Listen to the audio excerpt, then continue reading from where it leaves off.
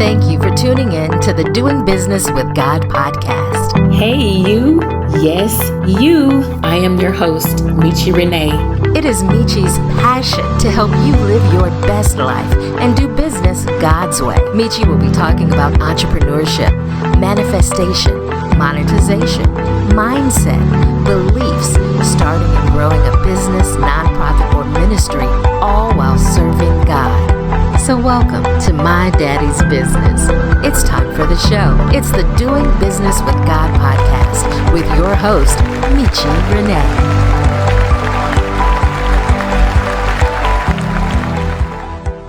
Hello, tribe. Welcome back to another episode of the Doing Business with God podcast, dedicated to helping you do business God's way. In this episode, I will be talking to Mr. Robert Cook, and boy, does he have an amazing background and a heck of a story to talk with us today about. But just a little bit about Mr. Cook. He is 72 years old. He's been married to the same woman for 52 years. Congratulations. That is amazing. You do not hear about that this day and time. They have 3 adult children, 6 grandchildren, of which 3 are still in high school. He served in the Army Reserve from 1966 to 1972. Thank you for your service. And in 1968, he joined the police force, in which many of his writings were influenced greatly by that experience. Mr. Robert Cook, thank you for doing the podcast and welcome to the Doing Business with God podcast. How are you today? I'm well, thank you. I'm just happy to be here. Thank you so much for agreeing to do this. So let's just get right into it. Let's just start talking about your background. I was very impressed by the fact that you have been married to your wife for 52 years. Congratulations. How'd you do that? Let's start there. I think you need to ask her, because anybody put up with me that long, it's got to be pretty special. Oh my goodness. It's been an enjoyable life, I have to say. All right. How long have you been writing? Well, actually, the long story is I've been writing since high school when I wrote for the school paper. Mm-hmm. But I've actually started writing novels in the mid-90s. This is the one that my most recent one is my third work, and it's a passion. I just like doing it. Okay, absolutely. And so we'll get to the third one, but what were your other 2 book projects about? Briefly talk to us about those. I wrote a fiction fanatic. I read a lot of books. And I was, in the 90s, Tom Clancy was all the rage. And so I was reading his things. And so I opted to, my first story was in that genre, spies and espionage and intrigue. But I wanted to influence it with a spiritual aspect to it. Mm-hmm. And so I had I'd read a very interesting book about the Bible code. And I tried to dovetail how the Bible would reveal secrets in history to those that know what to look for. And I weave that into a story of espionage and intrigue and corruption in government and spies. And that was the story. It was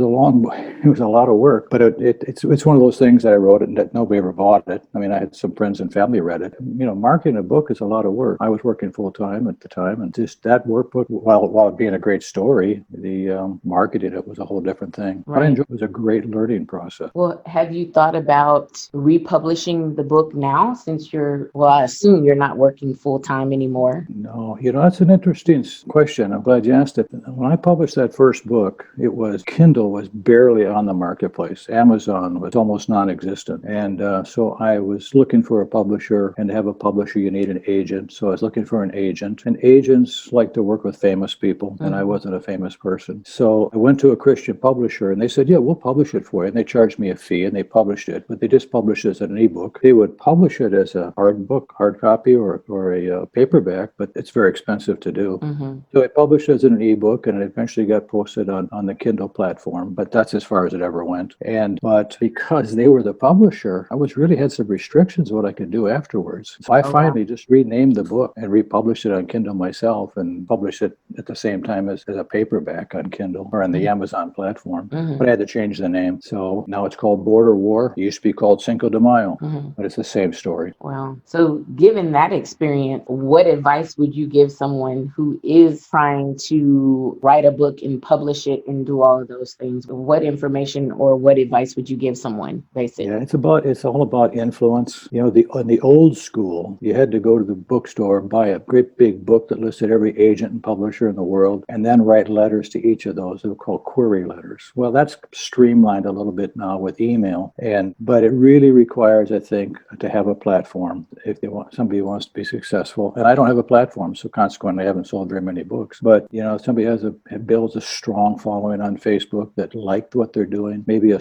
huge profile on Instagram. Platforms such as those, I think, are going to make a difference. But to be a successful writer, you need to find an audience. And social media is a great platform, but it's not something that I've done well at, creating a big platform. And my Facebook page is like 100 of my closest friends, and that's it. And you can grow your platforms. I mean, you're absolutely right. You can. And I've actually had efforts. I've got a Christian based Facebook page. I just post daily, just a message of faith, an image with a scripture quote or something to motivate people, something to make people aspire to do better that day. Right. And I've got like 1,000 people, and I haven't spent the time or the money to grow it past that. But you can, you can build a platform. But I have kind of approached it from a different position. And now that I'm retired, it's a hobby, it's a passion. I'd like it to go someplace. My focus is really evangelism, and I'm still trying to find that. Yeah. I really am. Totally understand that. And when God gives you a passion for something,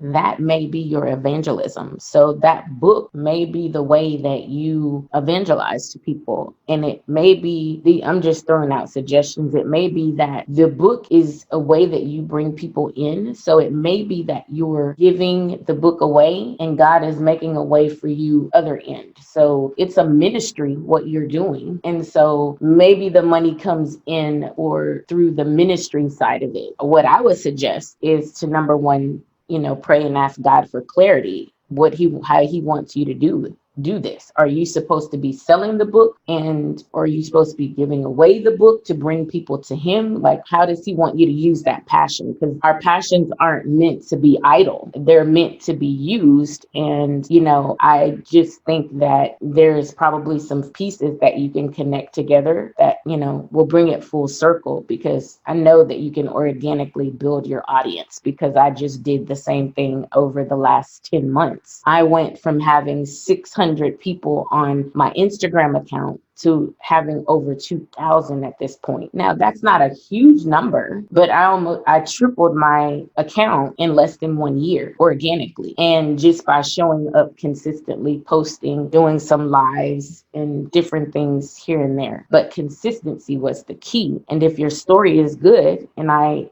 believe that it is, you can absolutely show up on social media and people would be interested in what you have to say. I think you're probably right on that. And I'm just, I think you hit the nail on the head when finding the focus and do that with prayer and just kind of seek an answer to what the best way to go about this. I think that's probably why I'm talking to you. Absolutely. We hope that you are enjoying this episode. If you would like to be a guest, check the show notes for all the details. Let's get back to the Doing Business with God podcast with Michi Renee.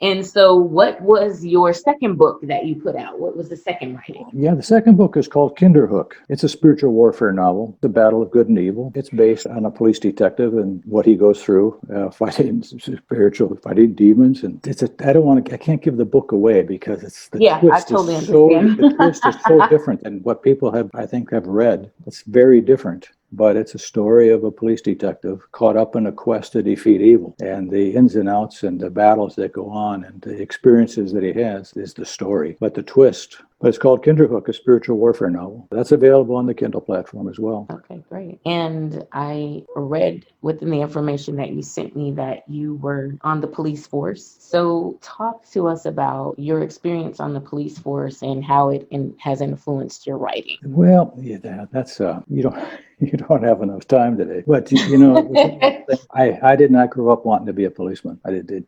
In 1968, I ran to a policeman who said they were recruiting. He told me what they were paying, and that doubled my income. I said, "Where do I sign?" And so I went into it kind of, okay, well, this is just another job. But I think that it's a very unique job, and things that you experience and what you see. The problem with being a policeman is that no matter who you talk to, it's their worst day. You're either taking them to jail, or they're the victim, or they're been involved in an accident, it's the worst day of their life. And Mm-hmm. that's when you talk to people. Mm. And so that takes its toll. But in my writing, I was a detective sergeant in the robbery homicide division, and it's that influence, the experiences I had there, what I learned, that I use in my writing. At least the last two novels, a little bit in the first one. But it's a job that I enjoyed, but I guess I don't look at it fondly. I had a lot more fun in life doing other things. Right.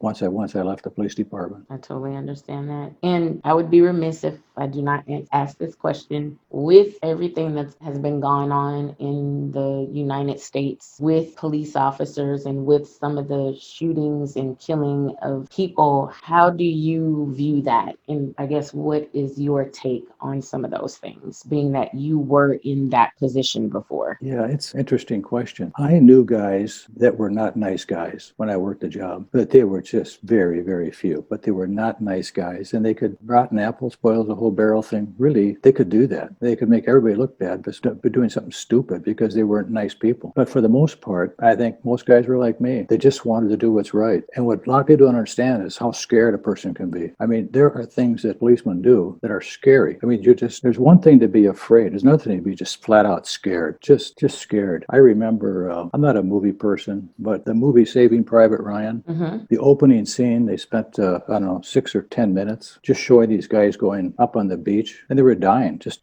dropping like flies. It's just where does a person get the courage to come off a boat and run across the beach they know they're going to die on? They may not even get to the beach. And the movie just really emphasized, it really showed it. It was dramatic. And police work is like that. You can have a day that just everything's going fine. You're drinking coffee, eating donuts, and talking with your partner and just having a nice time. And then all of a sudden, in a matter of just moments, the world comes apart. And it's really scary. There could be some times it takes tremendous courage to do some of the things those guys do. The public doesn't see that side of it. They don't understand what it's like to be so scared you wonder if you wet your pants or not. It's just, I don't want to be too graphic here, but they don't see that side. And I think that's unfortunate. If they did, they wouldn't be so judgmental. Yeah. I have great respect for the work that they do. They don't all do great work, but most of them do. I was proud to be one of those guys, but I'm glad it's over. I wouldn't want to go do it again. I wouldn't want my I got 2 grandsons in high school. I don't want them to do it. These are tough times. And I think that, I don't want to get too dramatic, but there's a spiritual battle going on in the world right now that it's really hard to get a hold of. Yeah, and I think what we've seen in the cities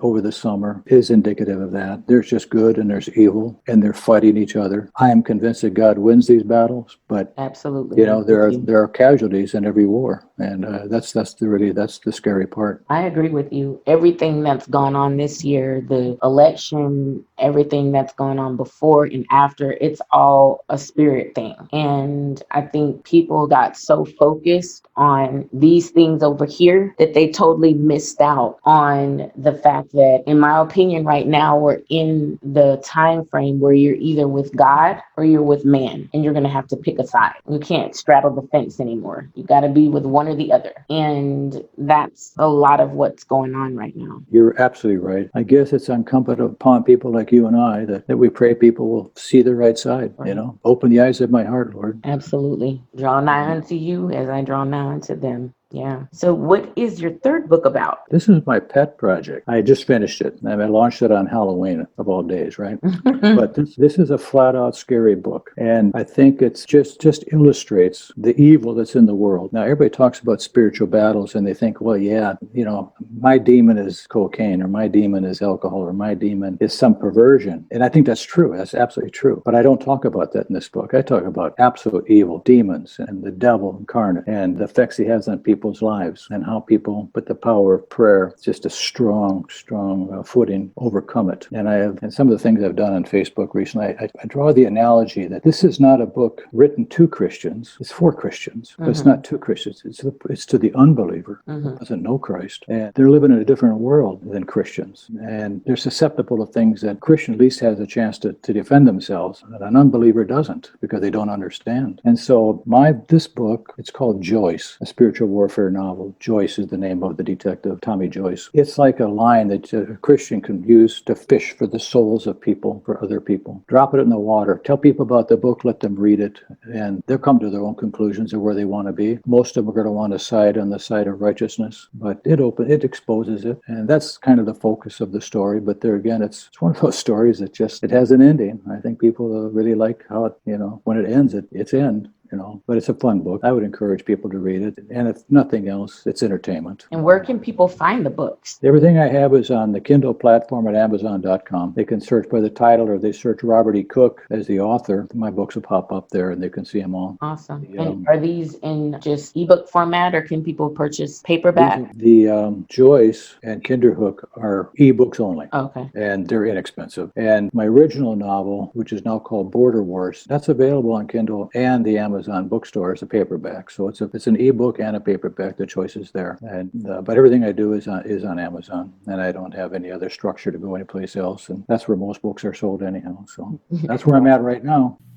Reaching wild, teaching, reaching wild, teaching. Let me stop playing with you guys. This is Shanita Lacia of the Reaching While Teaching podcast. Listen, my podcast is all about reaching people while teaching them how to live their best life. I keep it practical. I keep it short and sweet. I keep it entertaining, and I keep it very relatable. So please check out my show if you're interested in growing into your God-given potential, because I know greatness is inside of you. So check it out. What are you waiting for? The Reaching While Teaching podcast, available everywhere. Y'all be blessed.